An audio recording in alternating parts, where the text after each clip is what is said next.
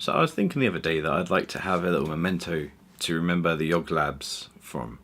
I don't know if you ever used to watch the Yogscast. It's a massive gaming channel. It's a really cool gaming channel that I used to enjoy loads. I still do watch even to this day. They create like gaming content, and you know, they had like a load of like mini series with like Minecraft and stuff like that. And that's kind of really what got me into YouTube, and I suppose then go on to creating for YouTube as well. So I thought I'd try and find something cool on Thingiverse that is maybe Yogscast themed. So I had a quick dig around and I found this.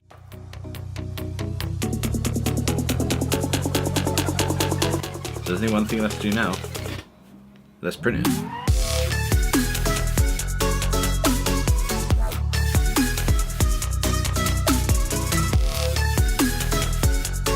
Okay, so here it is. It's a tiny little thing that can go on your keychain.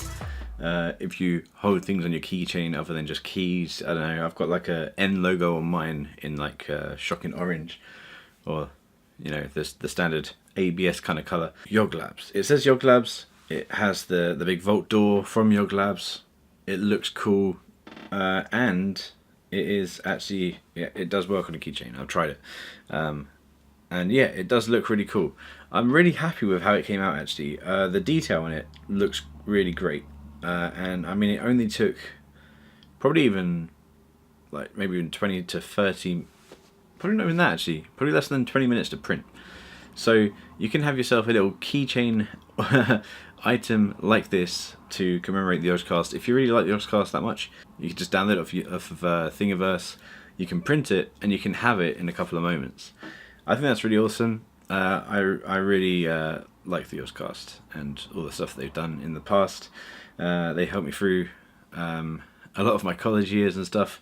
Oh, I don't know if you did notice, but it is in wood filament, and there is a tiny little cutout here so you can put the keychain on and it will hold. And it will kind of look like a gong if you hold it that way. Kind of does look like one of them big Japanese gongs. The bottom layer printed quite nicely. You can obviously tell that there was a bit of an overlap where the tape that I printed with was. I've switched back now to Creozone sheets. And funny story about that, I actually, as soon as I finished leveling it, I thought, okay, I'll set it onto a test print.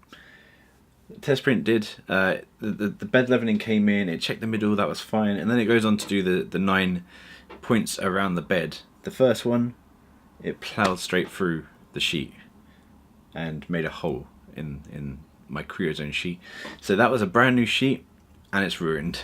Well, it's not ruined, but there's now like 2 or 3 holes through the sheet, which are very annoying.